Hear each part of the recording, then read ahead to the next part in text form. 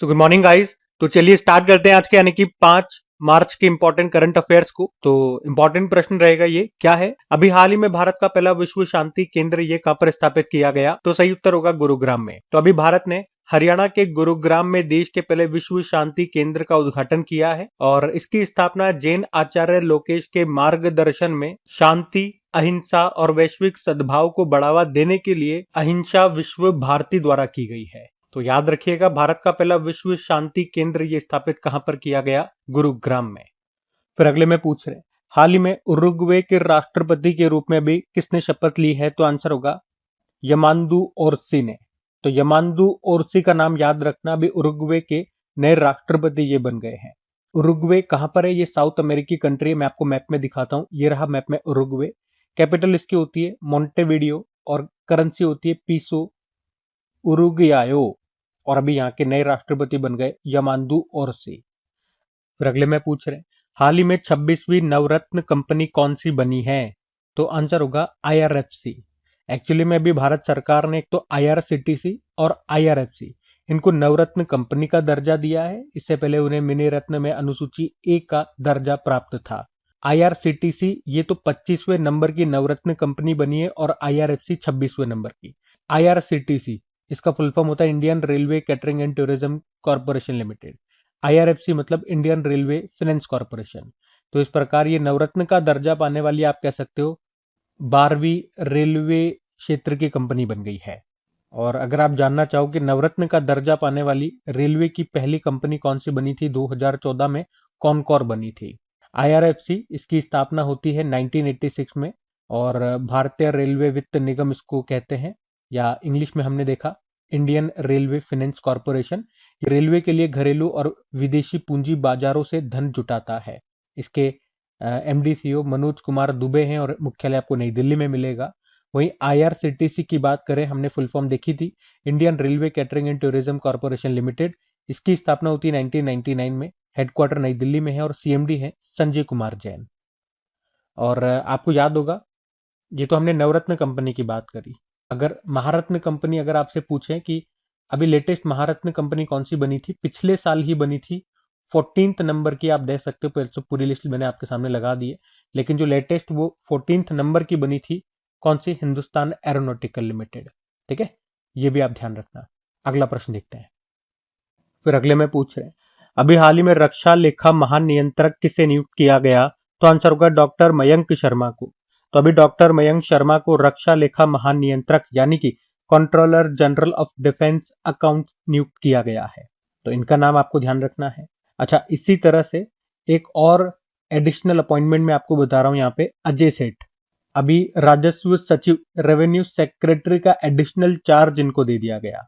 वैसे तो वो आर्थिक मामलों के सचिव हैं अजय सेठ, लेकिन अभी राजस्व विभाग का अतिरिक्त प्रभार इनको सौंप दिया गया। क्यों?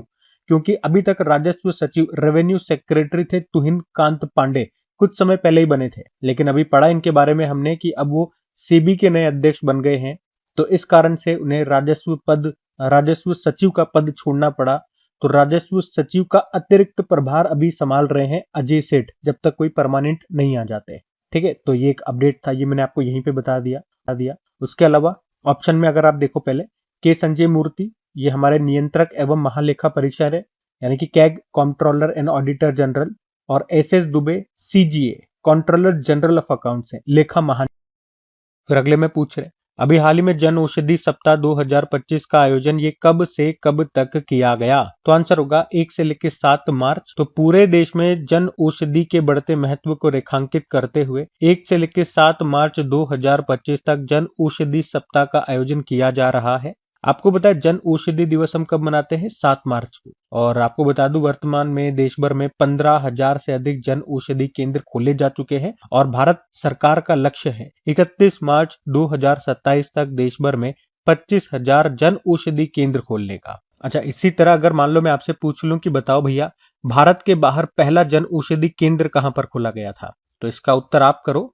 फिर अगले में पूछ रहे, हाल ही में मोबाइल वर्ल्ड कांग्रेस 2025 का आयोजन ये कहां पर होगा? तो आंसर होगा स्पेन में। तो मोबाइल वर्ल्ड कांग्रेस 2025 इसका आयोजन 3 मार्च को शुरू हुआ, 6 मार्च 2025 तक ये चलेगा। कहां पर? स्पेन के बार्सिलोना में। और इसमें भारत का प्रतिनिधित्व कौन कर रहे हैं, भारत को कौन रिप्रेजेंट कर रहे हैं? ज्योतिरादित्य सिंधिया, ये हमारे केंद्रीय संचार कम्युनिकेशन मंत्री हैं। अच्छा, इसी के साथ वहीं पर उन्होंने भारत पैवेलियन का भी उद्घाटन किया और इस भारत पैवेलियन में 38 भारतीय दूरसंचार उपकरण निर्माता अपने अत्याधुनिक उत्पादों को हार्डवेयर और सॉफ्टवेयर दोनों का प्रदर्शन कर रहे हैं। ठीक है, तो ये तो प्रश्न की थोड़ी सी थ्योरी थी। मेन बात जो है वो है मोबाइल वर्ल्ड कांग्रेस 2025 का आयोजन ये कहां पर हुआ? स्पेन के बार्सिलोना में। तो ये आपको ध्यान रखना है। फिर अगले में पूछ रहे, हाल ही में डेनिम ब्रांड लेविस ने किसे अपना वैश्विक राजदूत नियुक्त? तो आंसर होगा दिलजीत दोसांझ को। तो डेनिम ब्रांड है लेविस और इसी ने अभी दिलजीत दोसांझ को अपना वैश्विक राजदूत नियुक्त किया है और वे ये उपलब्धि हासिल करने वाले पहले पंजाबी कलाकार बन गए हैं।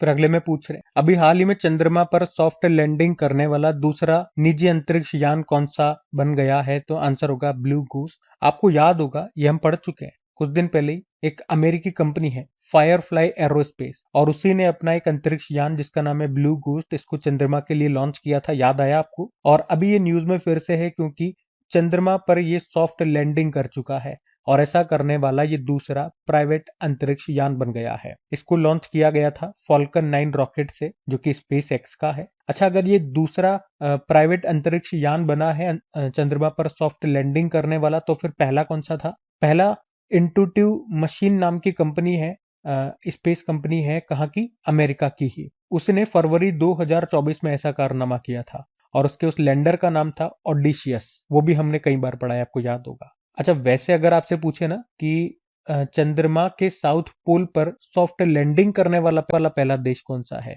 तो है हमारा प्यारा भारत।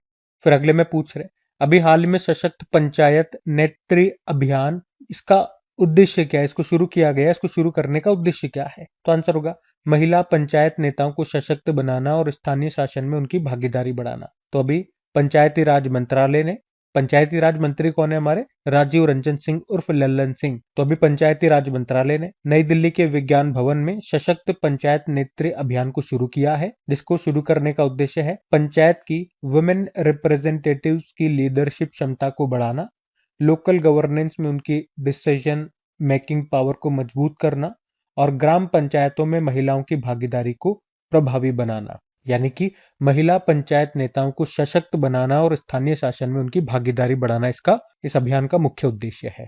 तो एक तो ये याद रखना। फिर अगले में पूछ रहे, अभी हाल ही में किसने स्वावलंबिनी कार्यक्रम को शुरू किया? तो आंसर होगा ministry of skill development and entrepreneurship. तो अभी हाल ही में स्वावलंबिनी प्रोग्राम को पूरे देश के हायर एजुकेशन इंस्टीट्यूशन में लॉन्च किया गया। अभी तक ये जो प्रोग्राम है ये नॉर्थ ईस्ट में लागू था, अब पूरे भारत के प्रमुख इंस्टीट्यूशंस में लागू किया जाएगा। इसे ministry of skill development and entrepreneurship और नीति आयोग ने लॉन्च किया और इसे लाने का उद्देश्य क्या है? हायर एजुकेशन इंस्टीट्यूशंस में महिलाओं को एंटरप्रेन्योरशिप के लिए तैयार करना, उन्हें जो भी आवश्यक संसाधन है वो प्रोवाइड करना और मेंटोरशिप प्रदान करना। ठीक है, तो ये स्वावलंबिनी कार्यक्रम है जिसको अभी ministry of skill development and entrepreneurship ने शुरू किया है। किसकी सहायता से? नीति आयोग की सहायता से। अच्छा, स्वावलंबिनी से कुछ याद आ रहा है आपको? याद आना चाहिए, पिछले साल हमारे भारतीय सेना की दक्षिणी कमान की सुदर्शन चक्र कोर ने झांसी के पास बबिना फील्ड फायरिंग रेंज में स्वावलंबन शक्ति नाम से एक अभ्यास का आयोजन किया था। तो स्वावलंबन वहां पे पड़ा था और उसी से मिलता जुलता है ये स्वावलंबिनी। तो कल पहला प्रश्न पूछा था अभी 97th ऑस्कर अवार्ड्स में किसे सर्वश्रेष्ठ फिल्म का पुरस्कार मिला? तो Anora. Bar council of India के अध्यक्ष फिर से बन गए मनन कुमार मिश्रा और रणजी ट्रॉफी का खिताब अभी विदर्भ ने जीता। विश्व वन्यजीव दिवस मनाया गया 3 मार्च को। लोसार महोत्सव ये लद्दाख में। अंग्रेजी को ऑफिशियल लैंग्वेज के रूप में नामित किया अमेरिका ने। किस मंत्रालय ने आधार सुशासन पोर्टल लॉन्च किया? तो इलेक्ट्रॉनिक्स एंड आईटी मिनिस्ट्री ने। किस उपग्रह ने सोलर फ्लेयर कार्नेल की पहली तस्वीर ली? Aditya L1। Corporate bond market को सरल और सुलभ बनाने के लिए बॉन्ड सेंट्रल पोर्टल किसने लॉन्च किया? सेबी ने। और आखिरी था हिम्मत शाह का निधन हो गया, वे क्या थे? कलाकार थे। चलो कल का भी होमवर्क प्रश्न देखते हैं और सेशन एंड करते हैं। तो कल आपसे पूछा था फ्रेंच ओपन 2024 में मेन सिंगल का टाइटल किसने जीता था, तो आंसर होगा कार्लोस अल्काराज। आप सभी ने प्रश्न का बिल्कुल सही उत्तर दिया। अब ये रहा आज का आपका होमवर्क प्रश्न।